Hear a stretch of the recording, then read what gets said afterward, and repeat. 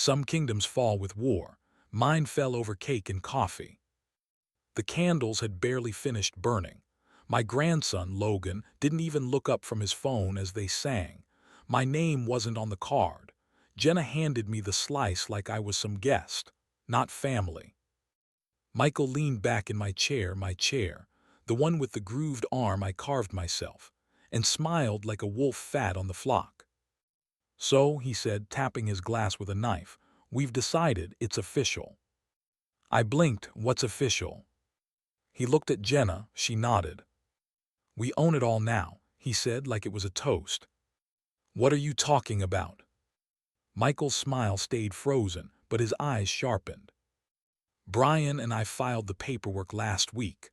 The lawyer took care of it. It's all clean. You won't have to worry about anything anymore." My coffee turned to ash in my throat. "The deed." "It's just paper, Dad. You're 78. We figured it was time." "Time for what?" Jenna spoke, cold as January. "To take care of things before they got messy." I set my fork down. "This is my house. I built it with my hands." Michael shrugged. "And now it's ours, legally. Don't make it weird." I don't remember the rest. Just the sound of Logan chewing with his mouth open, the drone of Jenna's voice about downsizing, and Michael's fake laugh every time I tried to interrupt. I left before the cake was finished. Back home, I sat on the edge of my bed. The light from the hallway carved long shadows on the floor. My hand hovered over the drawer I hadn't opened in 5 years. Her drawer. Inside, the air smelled like cedar and something faint, her lavender hand cream maybe. The papers were still there, tucked in the back under our wedding album. The original deed, signed, unrecorded copies, a notarized agreement, her writing on the corner, "Keep one in the safe deposit box." I stared at it, feeling like I'd unearthed a time capsule with a loaded gun inside. Next morning, Michael didn't text. No apology, no call, just silence like I'd already died. I walked past the living room. His voice echoed from the Bluetooth speaker he left behind. "Don't stress, Brian. He'll get over it. Old people forget faster than we think." My hand tightened on the remote. That afternoon, I drove to the bank, the same one I'd used since 1964. I asked for the manager, Lisa. She remembered me. That helped. "I'd like to access my safe deposit box." She paused. "Of course, Mr. Walton, but there's been an inquiry on your account." "Inquiry?" "Your son came by last week, said he had power of attorney." My jaw locked. "He doesn't." "That's what I told him." She handed me the ledger. I opened the box with trembling hands. Inside, still sealed, the envelope I'd stashed when Martha died. Her handwriting still delicate, backup in case of betrayal. She knew before I did. That night I sat at the kitchen table, everything spread out like war plans. Deeds, dates, mortgage stubs, letters, and her voice echoing in my head. "Martha, don't ever let them take what we built, Charles." I pressed my fingers to my temple. My heart didn't feel old. It felt raw. I picked up the deed again. The one with her maiden name signed before we ever married. It was older than Michael, older than Jenna, and it had my name beside hers. "You want to erase me?" I whispered. A long pause answered. "Then you better bring more than ink." I stared at the birthday card on the table. "To Grandpa, thanks for the memories." Nothing inside, no message, just a signature from Jenna, not even Michael. They weren't just trying to sell my house. They were erasing me like a mistake on a ledger. I took a breath, slow and steady. My fingers closed over the safe deposit key, still warm from my palm. I wish someone had told me stories like this sooner. Maybe I wouldn't have let silence eat so much of my life. So if someone's listening, don't let silence swallow your story. I wasn't dead yet, but they were about to find out just how alive I still was. They didn't just steal my home, they stole my reflection from the mirror. The house was quieter than usual. Even the floorboards didn't creak beneath my steps like they used to. I walked room to room, not sure what I was looking for, but certain something was missing. 3 days, no call, no knock, no apology. Brian had said nothing. And Michael, he probably thought it was done and dusted, like they'd pulled a sheet over me and declared the body cold. In the den, I opened the old cabinet under the bookshelf. It was cluttered with decades of files Martha's way, organized chaos. Trash bags, that's what tipped me off. Jenna had cleaned out the filing drawer in the laundry room. Her excuse was decluttering, but she didn't shred everything. I pulled out the black bag from the bin, fingers sorting past the junk mail and torn coupons until I saw them, old utility bills. My name was missing. Everything now addressed to Brian Walton. Even the electric bill I'd paid religiously for 40 years had betrayed me. I called the county clerk's office. A young voice picked up. "Hi, this is the Land Records Department. How can I help you?" "My name is Charles Walton. I'd like to verify the deed information for 212 Huron Lane." A pause. "Just a moment, sir." The keyboard clicks were long, too long. "Sir, the current registered owners are Brian Walton and Michael Walton." My throat dried out. "I'm not listed." Another pause. "No, sir, you're not." "Since when?" "The transfer was finalized 2 weeks ago." I didn't say thank you. I didn't say anything. I just hung up. I sat on the edge of the couch staring at the fireplace. The stones I laid with my bare hands looked foreign now, like I was trespassing in someone else's living room. That night Sam stopped by, my old army buddy, bald now, face like leather. We didn't say much at first. He handed me a six-pack and flopped into the recliner without asking. That's the kind of friend he is. "You look like a man trying to disappear," he muttered, cracking open a can. "They took it, Sam." "What?" "My house, my name, everything." He leaned forward. "They what?" "They filed some legal shell game, transferred the deed. I confirmed it with the clerk." Sam didn't speak for a moment, just stared into the fireplace like I had. Then quietly, "They forgot who you are." I closed my eyes. Maybe I did too. After Sam left, I couldn't sleep. Every time I closed my eyes, I saw Michael's smirk, Jenna's casual cruelty, Brian's silence. I got up. The box was still by the bed, the one Martha left behind. I opened her will. I'd never read it closely before. I trusted her, trusted the lawyer, but now I looked with different eyes. Clause 14b. Upon challenge to rightful ownership, prior deeds and rights of survivorship may be superseded by the original registered party in possession of the certified deposit agreement. I read it again. And again. Survivorship. My name was the original, not Brian's, not Michael's. The words were dry legalese, but they lit something inside me. Hope. Morning came, but the light felt different. I went to the study and made copies of everything. The clause, the deed Martha signed, the deposit agreement, the envelope still sealed with her initials. I laid them out on the kitchen table like soldiers in formation. They thought they'd buried me. But they forgot I'd been to war. I knew how to fight quiet battles. A knock at the door. I tensed. But it was just the mailman. I opened the box. Inside was a flyer from a local realtor. "Now is the perfect time to sell. Cash buyers ready." In the margin, a sticky note. "Brian said you'd be moving soon. Let us know how we can help. Shelley." I crushed the paper in my fist. Let them believe it was over. Let them start packing boxes and pouring drinks. Because when it ends, I'll be the one holding the final key. They erased my name, but they forgot I still have the ink. They didn't just steal my home, they stole my reflection from the mirror. The house was quieter than usual. Even the floorboards didn't creak beneath my steps like they used to. I walked room to room, not sure what I was looking for, but certain something was missing. 3 days, no call, no knock, no apology. Brian had said nothing.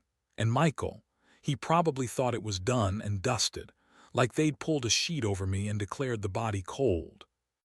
In the den, I opened the old cabinet under the bookshelf. It was cluttered with decades of files Martha's way, organized chaos. Trash bags, that's what tipped me off. Jenna had cleaned out the filing drawer in the laundry room. Her excuse was decluttering, but she didn't shred everything. I pulled out the black bag from the bin, fingers sorting past the junk mail and torn coupons until I saw them, old utility bills. My name was missing. Everything now addressed to Brian Walton. Even the electric bill I'd paid religiously for 40 years had betrayed me. I called the county clerk's office. A young voice picked up. "Hi, this is the Land Records Department. How can I help you?" "My name is Charles Walton. I'd like to verify the deed information for 212 Huron Lane." A pause. "Just a moment, sir." The keyboard clicks were long, too long. "Sir, the current registered owners are Brian Walton and Michael Walton." My throat dried out. "I'm not listed." Another pause. "No, sir, you're not." "Since when?" "The transfer was finalized 2 weeks ago." I didn't say thank you. I didn't say anything. I just hung up. I sat on the edge of the couch staring at the fireplace. The stones I laid with my bare hands looked foreign now, like I was trespassing in someone else's living room. That night Sam stopped by, my old army buddy, bald now, face like leather. We didn't say much at first. He handed me a six-pack and flopped into the recliner without asking. That's the kind of friend he is. "You look like a man trying to disappear," he muttered, cracking open a can. "They took it, Sam." "What?" "My house, my name, everything." He leaned forward. "They what?" "They filed some legal shell game, transferred the deed. I confirmed it with the clerk." Sam didn't speak for a moment, just stared into the fireplace like I had. Then quietly, "They forgot who you are." I closed my eyes. Maybe I did too. After Sam left, I couldn't sleep. Every time I closed my eyes, I saw Michael's smirk, Jenna's casual cruelty, Brian's silence. I got up. The box was still by the bed, the one Martha left behind. I opened her will. I'd never read it closely before. I trusted her, trusted the lawyer, but now I looked with different eyes. Clause 14b. Upon challenge to rightful ownership, prior deeds and rights of survivorship may be superseded by the original registered party in possession of the certified deposit agreement. I read it again. And again. Survivorship. My name was the original, not Brian's, not Michael's. The words were dry legalese, but they lit something inside me. Hope. Morning came, but the light felt different. I went to the study and made copies of everything. The clause, the deed Martha signed, the deposit agreement, the envelope still sealed with her initials. I laid them out on the kitchen table like soldiers in formation. They thought they'd buried me. But they forgot I'd been to war. I knew how to fight quiet battles. A knock at the door. I tensed. But it was just the mailman. I opened the box. Inside was a flyer from a local realtor. "Now is the perfect time to sell. Cash buyers ready." In the margin, a sticky note. "Brian said you'd be moving soon. Let us know how we can help. Shelley." I crushed the paper in my fist. Let them believe it was over. Let them start packing boxes and pouring drinks. Because when it ends, I'll be the one holding the final key. They erased my name, but they forgot I still have the ink. A man alone is a target. A man with memory and allies. That's a storm they never see coming. Sam showed up before sunrise. He didn't knock, just opened the back door like he always had, bringing with him a thermos of coffee and that gruff, no-nonsense calm that made him a damn good soldier and an even better friend. He found me in the dining room with the ledger open, my eyes bloodshot. I hadn't slept. Sam sat down across from me and poured us both a cup. "Is it real?" he asked.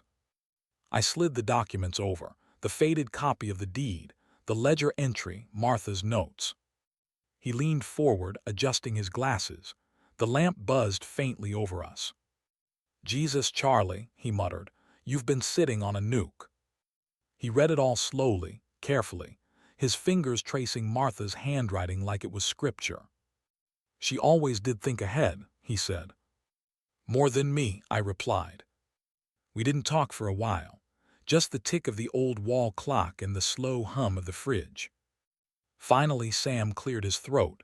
"What do you want to do?" "I want it back, not just the house. My name, my wife's name, everything." He nodded, then we start quiet, strategic. We made a list. Sam would help handle logistics, bank visits, notarizations, anything I couldn't carry on my own anymore. And I would find someone who could swing a sharper sword than either of us. Her name was Elena. Downtown office, corner of Main and Birch. I remembered her from years ago. She and Martha had worked probate cases together. She greeted me with a handshake and a slow, studying look. "You're Marion's husband." "Yes," I said, barely able to keep the weight out of my voice. "She spoke about you like you were made of iron," she smiled. "Sit, show me everything." I laid the folder down on her glass desk. She flipped through it in silence. Halfway through, she raised an eyebrow. "You've got a hell of a paper trail," she muttered. "This could work." She tapped her pen against her teeth. "If the copy in the deposit box matches this unrecorded deed," she said, "we can argue rightful ownership. It'll be a fight, but not impossible." "There's a problem," I said. "The bank holding the box, First West." Elena froze. "That's Michael's investor, his name on their board." She cursed under her breath. "That complicates things, but not enough to stop me." There was fire in her voice. She wasn't afraid.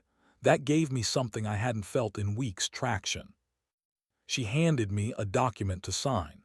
"This gives me permission to request access to the deposit box." I scrawled my name. My hand was steadier this time. Later that night, I sat by the fireplace again. Sam had gone home. Elena was preparing the formal request. I held Martha's will in my hands. Flashback. I saw her at the kitchen table, folding laundry while reading case files. I'd come home from the night shift, eyes hollow, hands stained with grease. She kissed my forehead. "This house," she whispered, "is for us, and for them if they earn it." I'd promised her I'd protect it. Back then, I thought that meant locking the doors and paying the mortgage. I didn't realize the danger would come from within. The wind outside was quieter now. I stared into the flames, listening to their crackle. I could feel the tide turning, slowly, quietly. But it was moving. They plotted in daylight, but I learned to survive in the dark, and now I'm not alone. Some vaults don't just hold paper. They hold the last words of people who never stopped loving you, even when the world forgets who you are. Elena and I stood beneath the cold hum of fluorescent lights, deep in the vault room at First West Bank. The clerk fumbled with his keys before sliding the long silver box toward us. "This is it?" I asked, my voice thinner than I liked. "It's yours," Elena said. "They confirmed your signature and the co-owners." My fingers trembled as I lifted the lid. Inside, nestled between legal envelopes and folded linen, was her handwriting. Martha's. I reached for the oldest envelope, labeled in blue ink. "For recording only if you must." Elena peered over my shoulder. "That looks promising." I opened it. The paper inside smelled faintly of lavender. There it was, the original deed, entirely in Martha's handwriting, signed, witnessed, notarized. And attached, a single yellow sticky note. Charlie, if they ever come for the house, this is your shield. But don't use it unless you have to. You were always too kind. I knew you. Hesitate. Don't. I swallowed hard. I'm not hesitating anymore, I said. The rest of the box was just as damning. Copies of older trusts, proof of mortgage payments made solely from my account, even photographs of the house from its earliest days. A few newspaper clippings from the local paper, me pouring the foundation, me handing Martha the keys the day we moved in. Visual records, paper trails. I can't believe she kept all of this, I murmured. Elena snapped a few pictures on her phone, careful and clinical. She was a lawyer, she said. She knew what to prepare for, and she trusted you'd know when it was time. As we left the vault, I felt the weight shift. The kind of shift you feel in your back, not your chest, like a burden moving off your bones and into your fists. This is enough, I asked her. She nodded, more than enough and clean. Their counsel expected nothing. You'll catch them with their pants down. That night she emailed me the drafted motion, quiet, precise, lethal. She titled it Motion for Restorative Title Correction and attached every supporting document. It would be submitted quietly, the kind of legal action that doesn't yell, it stabs. I walked through my home after she left. No lights, just the shape of things in moonlight. The pictures on the walls, Martha in her garden, Michael's graduation, Brian as a toddler laughing in the sprinklers. Each frame felt heavier now, not with grief, with betrayal. These walls weren't drywall and studs, they were vows. And they broke them. I ended up in the living room. My hand brushed the fireplace mantel. Scratches from when Michael carved his initials. The tiny crack in the tile Martha used to hide with a plant. Everything had history, and none of it belonged to them anymore. Sam called while I was staring at the old armchair. Well, he asked. It's all there, I said. She left me the whole damn armory. You ready to fight? I'm past ready. I hung up, sat down in the armchair. The silence didn't feel empty this time. It felt earned. Like the house knew I was back in control. They stole my name from the records, but my wife wrote it in stone. And now stone answers louder than blood. They thought I'd stay quiet, that old men fade without a fight, but they forgot when you've buried a war buddy, silence becomes a weapon. The phone rang just after dawn. I knew it would be him. Dad, Michael snapped. No greeting, just a growl. What the hell is this about your name being back on the title? I leaned back in the kitchen chair, the sun barely brushing through the blinds. You should ask your lawyer, I said evenly. Mine seems to know exactly why. A pause, then static panic. You can't just reverse things, that's not how this works. Jenna and I took something that wasn't yours to take. I kept my voice steady, not calm, not angry, just surgical. He fumbled. We thought it was settled, the trust, the transfer, we did everything through counsel. Funny, I said, because now the record says I own it, and it's not a trust anymore. Another voice jumped on the line, Jenna, shrill and furious. You senile old man, you think a piece of paper changes anything. We've lived there for 2 years. Our name is on everything. I didn't raise my voice. You forged a quitclaim while I was in recovery. You filed it without my knowledge. The county corrected it once the real deed was recorded. Silence. Elena filed the motion last night, I continued. And this morning, she's filing a notice of default on the secondary mortgage you took out in my name. Michael exploded. We'll sue, we'll bury you in court. Do it, I said. But be prepared to explain to a judge why your name is on a loan you never paid, against a house that isn't yours. Click. They hung up. I exhaled slowly and stared at the coffee mug in my hand, Marion's old cup, the one with chipped ceramic and fatting sunflowers. My hands were shaking, not from fear, from release. Elena texted a few minutes later. Alina, county confirmed, deed is active. I'll file the notice today. Me, thank you. I'd like them out quietly but legally. Alina, then we stay ahead. Next move is yours. That afternoon, Sam came over. He brought sandwiches and a small bottle of scotch we both knew we shouldn't open yet. You really did it, he said, flipping through the legal emails I printed. I made the first move. He nodded. What's next? We wait, I said. They'll panic. They'll try to scare me into backing off, but I'm not alone this time. That night, I opened the old box from the attic. Inside were tapes, DVDs, labeled in my wife's careful cursive. Family, home, Michael's birthday, laughter. I watched one. The screen flickered to life. Marion on the porch, her eyes lit up as she blew bubbles with Brian. Michael ran up behind me in the frame, throwing a football too hard and knocking a potted plant off the rail. She laughed. I scolded gently. Back then, everything still felt like hours. I pressed pause. The smile on Marion's face froze mid-laugh. I stared. How did we get here? I should have seen it, I whispered. I thought raising them with love would protect them from becoming wolves. But wolves wear family faces sometimes. Still, there was no hatred in me. Not yet. Just a stone in my chest where a sun used to be. The night deepened. I left the video on pause, got up, and stood by the window. The wind stirred the hedges outside.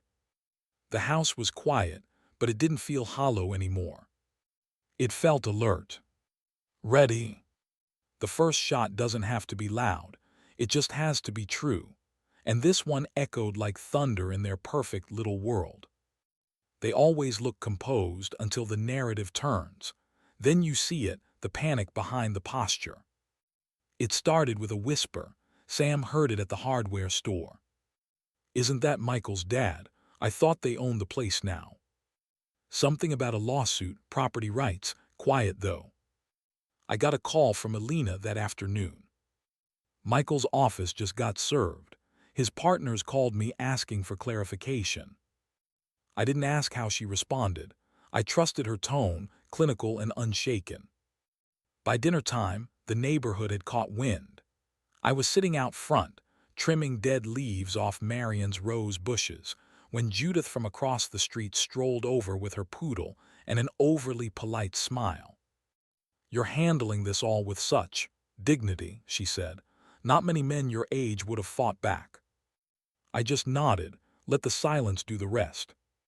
That night I saw the curtain twitch at Michael's house across the way. Their light stayed on late, too late.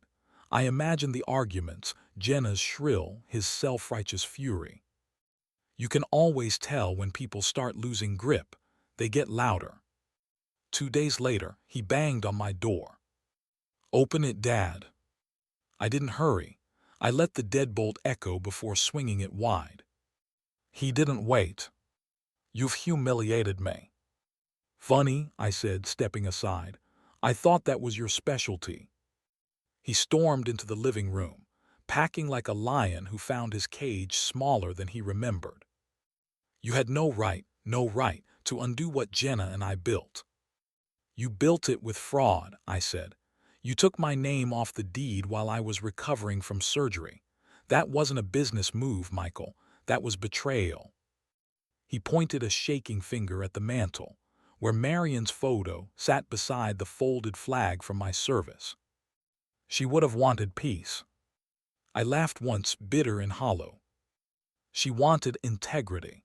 You should have read her will before wiping your feet on her legacy. I laid the envelope on the coffee table. He hesitated. What's that? Filings, I said. From Alina, certified deed, recorded title, affidavits from the contractor who helped me build the back porch and the notary who signed the original mortgage. Turns out people remember when they deal with a man who paid in cash on time with his own 2 hands. He stared at the papers. His lips moved, but no words came out. You had this all planned, he said finally, voice trembling. You waited to watch us squirm. No, I said.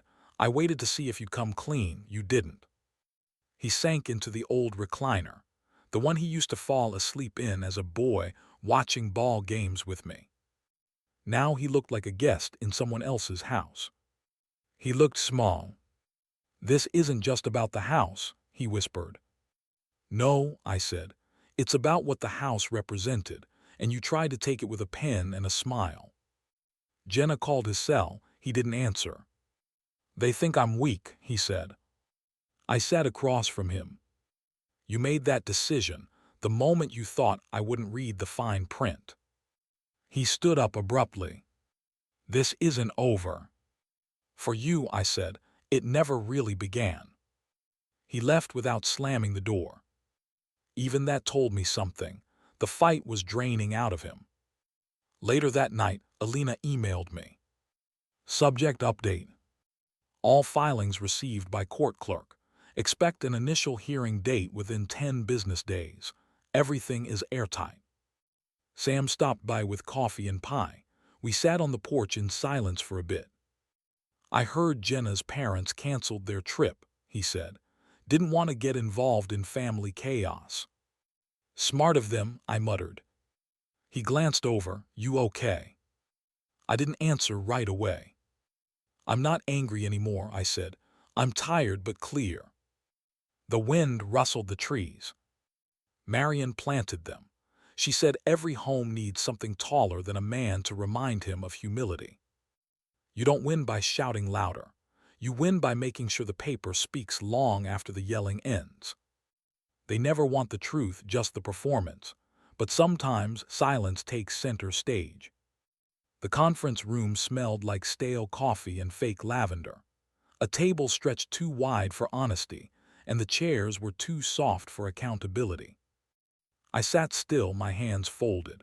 Alina to my right, calm as a blade sheathed in silk. Michael across from me. Jenna beside him, already sniffling into a tissue like she was at a funeral.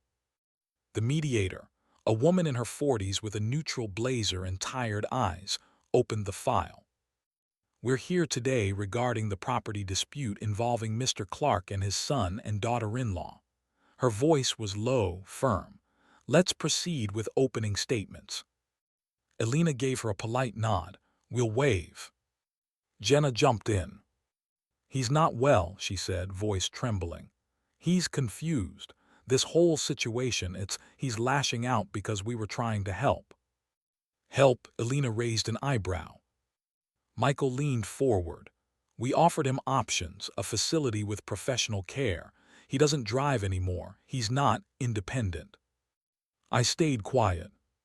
Every lie they told tasted like a spoonful of pity, dressed up as concern. The mediator flipped through a folder. The title was legally re-recorded. "Yes," Alina said. "Original deed signed by both Mr. and Mrs. Clark, held in secure storage until recently. My client's name was unlawfully removed and has since been restored." Michael scoffed. "That deed was ancient." Alina slid a document across the table. "Notarized and valid. The law recognizes age, not your convenience." Jenna snapped. "This is revenge. That's what this is. He's punishing us because we didn't coddle him." Alina clicked a pen. "Would you like me to play the tape?" The mediator nodded. Alina tapped her phone. Jenna's voice filled the room.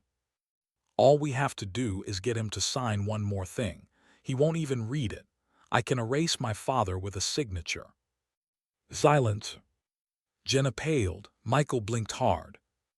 The mediator didn't move. Her eyes didn't even flicker. She folded her hands. "Do you dispute the authenticity of that recording?" Jenna's mouth opened and closed, like a fish desperate for water. Michael cleared his throat. We didn't mean that literally. It was frustration." Alina leaned forward. "Intent is irrelevant when the execution is documented and deceptive." The mediator looked at me. "Mr. Clark, would you like to say anything?" I met her eyes. "You never knew what home meant," I said, voice low. "But I did. It wasn't a house. It was the sweat in the foundation, The meals eaten cold because I worked doubles. The porch Marion painted herself. It was promises, the kind you keep even when no one's watching. I looked at Michael. You didn't break a law, you broke your word. That was all they ever wanted, the house. But I wanted the roots. The mediator scribbled a few lines, then shut the file. There is no basis to reverse the re-recording. The deed is valid, and compensation is not owed. Michael's fist clenched. You're siding with him because he's old. No, she said without flinching. I'm siding with the law, and the law favors whoever holds the truth. Michael stood abruptly. Come on, Jenna. She didn't move. Her eyes were locked on the table where Marion's handwriting sat in a frame, a copy of the note she left in the deposit box. If they take everything else, this paper will bring it back. Love always, M. They walked out, not speaking to each other. The mask had cracked, not broken yet, but I could see the spider lines. Elena turned to me. That went well. I gave her a slow nod. That wasn't for them, I said. It was for her. Later in the parking lot, Sam leaned against his truck with a cigarette he hadn't lit. How'd it go? I exhaled. They brought drama. I brought documents. He nodded. Good, let the paper do the bleeding. We stood there in the cool wind, letting silence wrap around us like a blanket. My house still stands, but more than that, so do I. They wanted control, but I gave them something heavier, the truth in daylight. The newspaper rustled in Sam's hands as he whistled low through his teeth. You see this? He tapped the headline. Veteran father reclaims home after son's betrayal. I saw it, I said, sipping my coffee. Didn't expect it to spread. Sam grinned. Small town, you put honesty in print, it echoes like church bells. I didn't ask Elena to talk to the press. She did it on her own, said it was strategic exposure. I didn't argue. I just nodded and went back to raking leaves that didn't stop falling, no matter what season it was in my heart. The phone started ringing 2 hours after the article dropped. I let them ring. Michael's number, Jenna's, some I didn't recognize. I didn't pick up a single one. The silence felt cleaner than conversation. I spent a lifetime trying to earn respect quietly. Turns out, betrayal speaks louder. Michael's clients, investors in his development firm, began backing out. Elena sent me screenshots of 2 pulled contracts, 3 pending lawsuits, all of them referencing recent reputational concerns. And then there was Jenna. She took to the internet, raving on every platform she could find. So he gets sympathy for being old. What about all we sacrificed? Another post, he manipulated the legal system. He's senile, this isn't justice. No one replied, no likes, just emptiness echoing back. Elena texted, she's spiraling, you're winning. I didn't feel like I was winning, I just felt still. I walked out to the yard that afternoon and stared at the empty patch of dirt near the back fence. Marion always said it needed something tall, something that would outlast us. I'd promised her, never got around to it. Until now. Sam drove me to the nursery. We picked out a young oak, stubborn little roots and all. Back home, we dug the hole ourselves, took most of the afternoon. My knees ached, my back sang protest, but I didn't stop. I laid the roots down, careful, like tucking in a child for the last time. Sam poured the water, slow and quiet. You think they'll ever come back? He asked. I didn't answer. Because I didn't care. You can scream in a storm, but storms don't answer. They pass. That evening, Sam brought out 2 coffees and set them on the porch rail. We sat on folding chairs, the kind that creak with every breath. Neighbors passed by. A few waved. One older woman, Mrs. Keller, from down the block, stopped to pat my shoulder. I read the piece, she said softly. You did right, he forgot who raised him. I nodded once, that was enough. We watched the breeze play with the leaves. The sky softened into peach and purple streaks. Somewhere a dog barked. Somewhere else a lawnmower hummed to a stop. "I think she'd like that tree," Sam said. "She would. You name it yet." I thought for a second. "Justice." He chuckled, "Fitting." The phone buzzed again in my pocket. I didn't look. Instead, I leaned back, watched the light touch the new leaves on that oak like a benediction, and let the silence thicken. The world finally saw what they did, and I didn't have to say a word. They took everything they could carry, but they never understood what actually carried me. "Unit 114, the officer said, flipping through the clipboard. "Under court order, Judge Wilson signed off. You're cleared to open and recover." Alina stood beside him, arms crossed, lips tight. Her silence had edge, precise, not angry, just prepared. The storage facility was tucked behind an old strip mall, the kind of place that smells like mildew and forgotten things. Rows of beige doors, all secrets and dust. The officer cut the bolt. The lock clanged to the concrete like a dropped gavel. Inside, a chaos of boxes, garbage bags and crates leaned against one another like guilty conspirators. Alina stepped forward first. "I'll inventory, you just confirm what's yours." I took a slow breath. My boots scraped over the gravel as I entered. Every step into that room felt like stepping through years. The first box held old winter coats, mine, from a decade ago. Second box, Dad's medals. Bronze star, Purple Heart, folded in a torn grocery bag like loose screws. I gritted my teeth, lifted them gently. One ribbon had come unpinned and snagged the lining. "Disrespectful bast," Sam muttered behind me, stopping himself. "It's not about him," I said quietly. The third crate hit hardest, Marion's things. Her gardening gloves, her prayer journal, the Bible she used every morning, dog-eared and marked up with dates and names. She'd underlined everything that sounded like endurance and mercy. Alina logged items softly, barely speaking. She handed me a sealed folder. Inside, photos, our wedding, the boys as toddlers, Christmas at the lake, Marion laughing in the snow. And then at the very bottom, wrapped in yellowed tissue, a photograph I'd forgotten existed. Her hand in mine, both of us seated on the porch of our very first house. The day we closed escrow, she was smiling like she knew this home wasn't just wood and walls, it was refuge. I touched the edge of the frame like it was made of glass. They thought it was about real estate, but it was always about belonging. Outside, the officer nodded respectfully.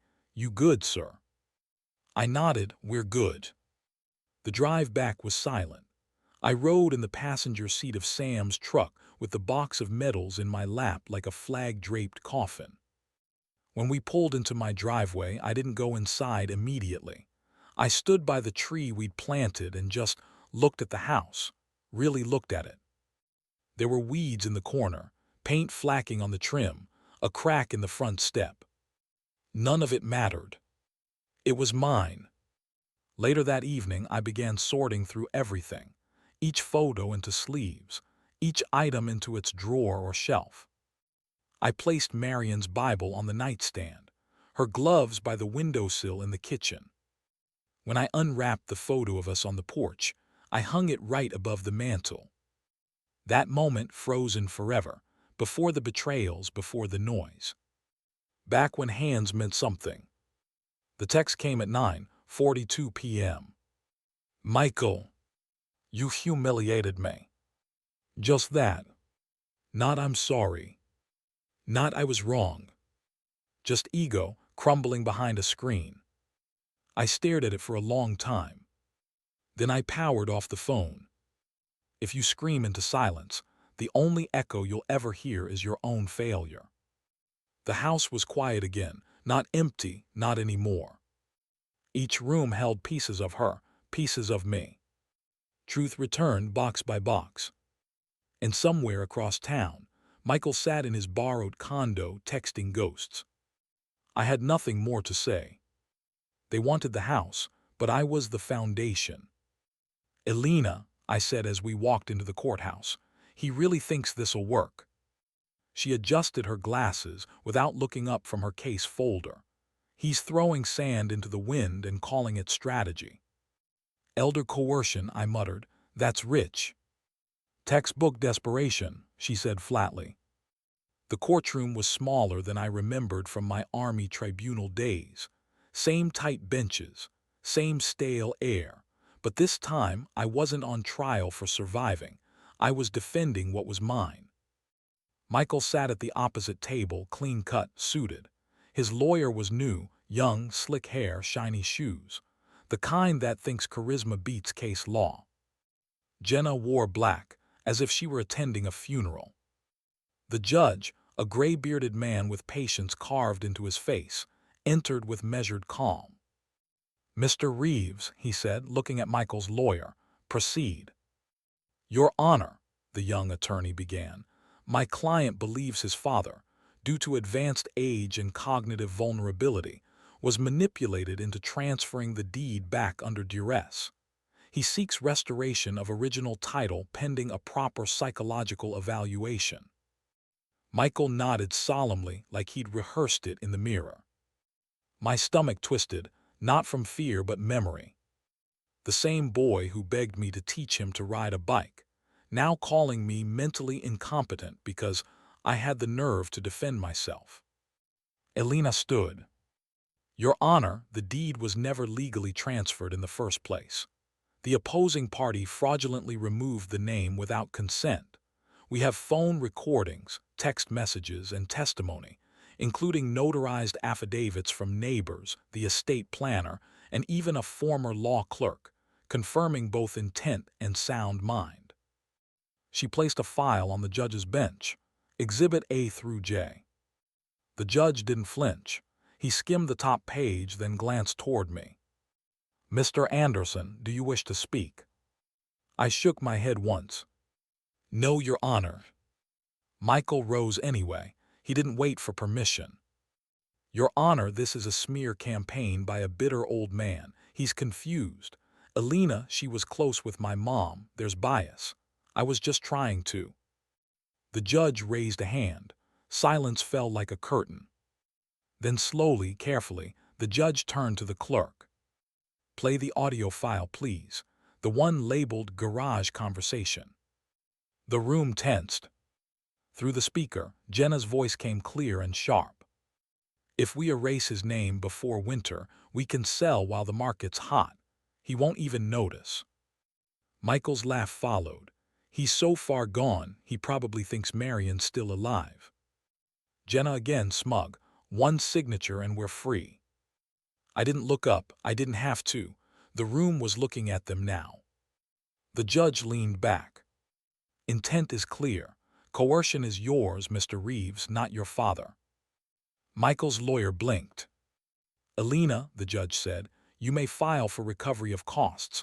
Motion to appeal is denied. Title remains with Mr. Anderson. This court is adjourned." The gavel struck like thunder. Jenna burst into sobs, pressing tissues to her face. Michael stood frozen, mouth half open like he still had one more lie to spit out. But nothing came. I stood, not quickly, not proudly, just solid. Sam was waiting outside. "You didn't say a word," he said, falling in step beside me. I didn't need to. We passed the echoing marble pillars and the security scanner. I'd never loved a building before. But this place, it had remembered me. Justice doesn't shout, it waits. Out front the wind picked up. I pulled my coat tighter.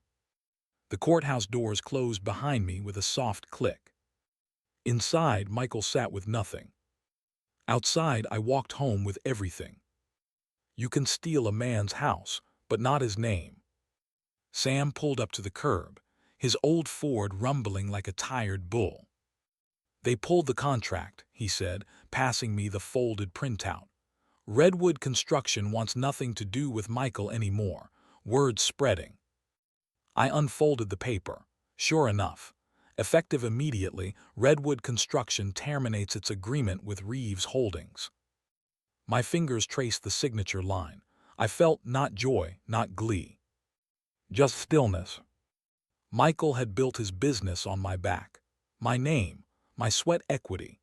He used stories of me, decorated veteran, retired contractor, family man, to charm investors, to cloak himself in legacy. But now, the cloak was gone. The man beneath looked smaller every day. Elena had warned me, once it starts, it won't stop. And she was right. The local builders union froze his access to subcontractors. Jenna's brokerage dropped her after screenshots of her threats surfaced on a Facebook community page. Her curated image melted under the weight of her own arrogance. The post stopped. The invitations dried up. The silence bloomed. At the grocery store, I heard whispers. That's him, no, the father. God, I'd be ashamed too. I never asked for vengeance. But people keep their own scorecards. Sunday morning, I returned to church. The building felt the same creaking pews, same light through the stained glass. But I hadn't sat there since Marion's funeral. Pastor Green spotted me. "Good to see you, Mr. Anderson," he said with a warm nod. I nodded back, unsure if I belonged anymore. During announcements, he paused, looked out at the congregation. "Some of you may have followed the headlines recently," he said. "It's easy to judge. It's harder to stand firm in the face of betrayal. But Mr. Anderson reminded us what it means to hold fast to truth without losing dignity. Thank you." Heads turned. Applause didn't erupt, but nods did. And that was enough. That night I made tea, the old kind Marion liked, peppermint and honey. I pulled the quilt across my lap and opened the worn journal from our bookshelf, her final one. The leather cover cracked softly in my hands. The handwriting hadn't faded. Page 67. If you're reading this, you survived. And that matters. Don't let them paint you over. You are not the past, they are the frauds. We live until we choose dignity, not fear. My throat tightened. I had spent years afraid to upset the balance, to confront the storm. But Marion knew. Even back then, she knew this day might come. The wind rattled the windows. It had started again, those March gusts that shook the gutters and carried voices like ghosts through the rafters. But this time I wasn't scared. I closed the journal gently, set it back on the shelf, spine out. Then I turned off the lights and let the dark in. Not to hide in it, to rest inside it. When they lose what they stole, they see what it cost. Somewhere across town, Michael was probably packing his kitchen, wondering who to blame next. But me. I just watched the tea steam curl into the air, light, rising and free. There's silence and then there's consequence. This room knew both. The VFW hall smelled like old wood and lemon polish. The flags were faded, the chairs dented, but it felt like truth. Elena stood beside me, briefcase in hand, calm as ever. Sam gave me a pat on the shoulder before taking a seat near the back, flanked by two guys I hadn't seen in years, Marvin and Tuck from the old unit. "We're here for you, brother," Marvin said. I nodded. A few neighbors filtered in. Mrs. Collins from across the street, holding a pie she never intended to slice, and George from the corner who used to mow my lawn when my knees gave out. Michael didn't show. Jenna didn't either. But I brought their names anyway. Elena cleared her throat. "This is a reading of the final amendment to the estate of Marion Anderson, witnessed and notarized 6 months before her passing." She handed me the envelope. I unfolded it, the creases soft from time. I began to read. "To my husband who stood by me when memory faded and breath shortened, you are the legacy. Everything that remains is yours to choose, but I ask, with what strength you have left to place it where it will outlive us." A pause. I direct the residual value of the Anderson estate, liquid assets, sale of personal property, and accounts of record to the Veteran Rehabilitation Fund of West County, effective immediately upon settlement. I stopped. The room did not breathe. Sam whispered. She always had the clearest aim in the room. I let out a breath I didn't know I'd been holding. Michael and Jenna, I continued, are removed as contingent beneficiaries due to documented financial misconduct and coercion. This clause is irrevocable. Signed, Marion L. Anderson. I looked up. Tears, not many, just enough. Mrs. Collins sniffled. Tuck gave a low whistle. George clapped once, then stopped, awkward. Elena gave me a slight nod. That was all I needed. I tucked the letter back into the envelope and slid it into the folder. She wrote that after the second time Michael pressured her about the trust, I said quietly. Didn't even tell me until after the hospital.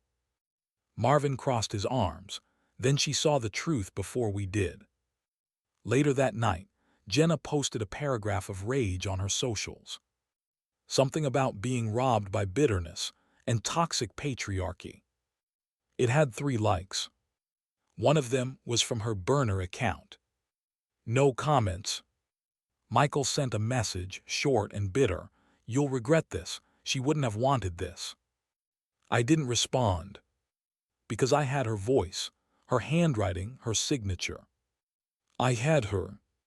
When the crowd cleared and the chairs stacked, Sam and I sat outside on the VFW steps. The wind had picked up again.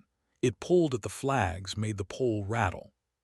She left a torch in your hands, he said, and you carried it all the way. I watched the last car pull out of the gravel lot. The lights disappeared down the hill. She didn't want me to burn them with it, I said. Just light a better path. You don't inherit a legacy. You prove you deserve it. I stood, folder tucked under my arm, the air sharp against my face. Somewhere Michael sat in a dark room, scrolling through his losses. I didn't need to see it. I'd already seen enough. Some things you carry your whole life, and some you finally set down. The roses felt heavier than they should have, 6 of them, pale yellow. She always said red ones looked too proud, too desperate. Yellow roses are for the faithful, she'd whisper. I parked by the outer gate, same as always. The cemetery hadn't changed, gravel crunching under my boots, old stones leaning like tired shoulders. It was colder than I expected, or maybe I just hadn't warmed up in months. Marion's marker sat beneath the big maple tree. She always loved that tree. Said the sound of its leaves reminded her of church choirs, soft, layered, impossible to hold. I knelt, bones cracking, roses trembling in my hand. It's done, I said. No audience, no applause, just wind. I set the bouquet down. It leaned against the stone like it belonged there. Michael won't touch the house again, I continued. The court denied the appeal. Elena filed everything clean. Sam's helping me move back in by the end of the week. I paused. I kept your desk by the front window, the one you liked for writing your little letters. Found one in the drawer last night. You said if I ever lost my way to remember what we planted. My voice cracked. I remembered. The wind picked up. A leaf slid across the stone, stopped right against her name. I closed my eyes. I remembered her hands in the kitchen, flour on her knuckles, her voice reading those medical reports. The way she would tilt her head when Michael lied, but never called him on it. I remembered the night she told me, if they ever try to erase you, let the paper speak louder. God, I should have listened sooner. The silence held me for a long while. Then I stood, wiped my knees, brushed the dirt from my palms. Home isn't the house, I murmured. It was us. It was what we honored inside those walls. The house is just the body. You were the soul. I looked down. I'll keep it clean. I'll keep it honest. The gate creaked behind me. I didn't turn. It wasn't fear or stubbornness. It was peace. The chain around my neck wasn't the deed. It was forgetting who I was without it. I walked back toward the gate. Sam would be waiting back at the car, coffee in hand. He never did like these places. Said they made him feel like time was watching him too close. But me, I needed to come. Not to grieve. To finish the sentence. At the grave, the roses held still now. The wind had calmed. I didn't say goodbye. I didn't have to. She'd never been the one who left.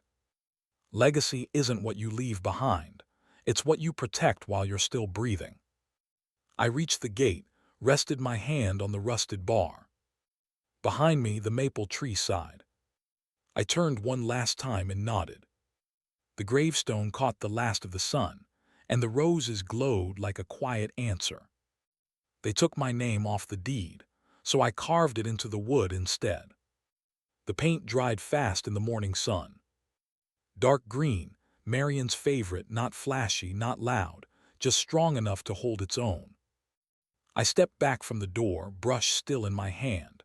The brass numbers gleamed above the wreath. I dusted it off and rehung it. Pine cones, dried berries, the ribbon she wove in the winter of '89. I never thought I'd walk through this door again, without bitterness in my throat. But this time, it felt different. The key slid into the lock like it never left. Click. Home. Inside, the parlor smelled like lemon oil and old floors. The sun cut through the lace curtains and danced across the hardwood. I left my coat on the hook by the stairs, my hook. The silence wrapped around me, not like a weight but a blanket. I set the kettle on. Sam would be here soon. As it whistled, I wandered the hallway. Photographs I'd taken down, Marion in the garden, Michael as a baby, our old dog Max, sat in a cardboard box by the stairs. I left them there, not out of anger, out of clarity. Some ghosts you invite back, some you let sleep. Sam knocked twice. Still know how to make coffee? He asked, grinning. I handed him a mug, better than those MRE packs you used to hoard. He laughed. You painted the door. She hated that red. Looks good. We sat, no TV, no news, just the low hum of an old house remembering it was loved again. You staying this time? He asked. I nodded. Elena arrived just after noon, folder in hand, smile soft. Everything's finalized, she said, placing the folder on the table. Michael won't be filing anything else. I figured. He tried once more, an email to the probate board. They didn't even open it. Let him scream into the void. She hesitated. You okay? I looked around, took in the light, the calm, the solid ground. Better than I deserve. No, she said, exactly what you deserve. After they left, I found a small envelope in the mailbox. No return address, just my name in familiar handwriting. Ethan. Inside, a single line. Thank you for reminding me that silence isn't surrender. And a picture of me and Marion at the veterans' dinner 5 years back. I hadn't known he kept it. The clock ticked loud in the stillness. No arguments, no slammed doors, just peace. I opened every window in the house. Let the air sweep through. Let the past go. They thought they were cutting out an old man, but they carved away everything soft in themselves instead. The birds outside chirped in full chorus. A mockingbird settled on the windowsill, tilted its head, and flew off again. I poured one last cup of coffee, sat on the porch, watched the street in front of me carry on. No press, no courtrooms, no more statements. Just my name on the mailbox. My name on the front door. And not a single apology owed. Justice didn't come with shouting, it came with silence, and a man who refused to disappear.